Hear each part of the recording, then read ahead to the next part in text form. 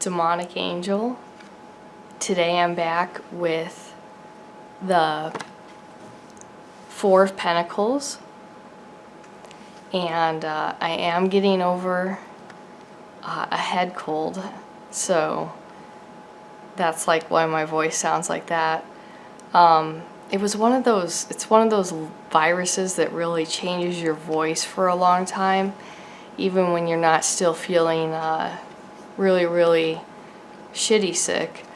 So I probably for like 3 days didn't do any YouTube, but I'm feeling pretty much better, and I do think it's important to take a little break at that strongest point of a sickness to recover. So anyway, the Four of Pentacles is kind of a really good sum of the main idea behind the Pentacles, which does have to do with everyday life, earthly things, and particularly finances, and that connection of finances having to do with identity, having to do with lifestyle and things of that nature. But this guy really is pronounced about it. We have this guy, and on the crown of his head is the pentacle, and then he's got one foot on top of each one, and then he's just holding one real tight to his chest, like he's cradling it, and it's like he's guarding himself with the pentacles, blocking, almost like a shield, to block other people's influences from him. And he's kind of also got black, it's really like what an ectoplasm looks like. From the Victorian times, when they would do those fake seances, and they would take those old style photos of mediums vomiting up some kind of liquid that was usually dark in color, but it was supposed to be like a spirit, or it could just manifest, but it was the physical manifestation of whatever spirit. But I mean, in this case, this kind of ectoplasm looking junk is just the energy of a little bit of the blockage, especially like with reversed, because he really is not open, and he's shrouded in mystery. So people who are very close to him even don't really know, the real person here, because he's just so guarded and has all these different defenses. This is a guy, and as you can see where we have the landscape in the background, and it looks to be like a city. And I mean, he's like 4 times taller than all these buildings. So he stands in the forefront with wealth and industry in his hands, and that is because he stands out above everything else.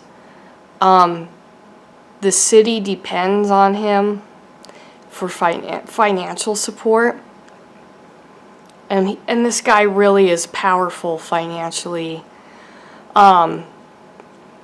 in this upright kind of a sense, this is a guy who, even though he's kind of a little bit emotionally unavailable and cold, he's been through a lot in his life. Maybe didn't always have basic needs even met. Maybe was bullied, jaded by lovers, just a sense of low self-esteem earlier in life, because this is still a young guy. I mean, but he's not a kid. So he's had these experiences, and the best thing for him in that situation was to close down a little bit and focus on material problems like education and getting promoted through a chain of command at a job, becoming a manager, taking on extra school. And this really was the best choice for him, because now that he's done that, and he's made some money and he's got the stability, now he can start to look at luxury and maybe have the finances to sort of explore his identity a little bit more freely than before. So when the time is right, this guy will open his heart to experiences with people, open his mind to maybe philanthropic causes. And that's just this very good situation that's going to evolve. And that's kind of the essence of this upright for me. Reversed, this is when she shut down for a little bit, like we were mentioning, and then you make it in the material world. You gain wealth, you gain status, and in the process of shutting it down emotionally, becoming distant, you don't know how to connect with people. You don't know how to let people in your heart. This could be a guy who, he has a lot of women, but he's like the loneliest person in the world, because there's not this connection. It's just, this is a worldly, carnal pursuit. Sex, gambling, anything that can be bought is just, that's what he wants. That's kind of the high that he's chasing, is just very attached to materialism, but not having that emotional or spiritual attachment, and being a really lonely person, even if one is wealthy. So the spiritual growth and evolution has really kind of come to a standstill. Now, one of the things about situations like this reversal where we're mentioning, at least in the way that I interpret it, is that this might be something that this person needs to experience, because eventually, hopefully, something's going to pull them out of this. Maybe they'll wake up one day and realize that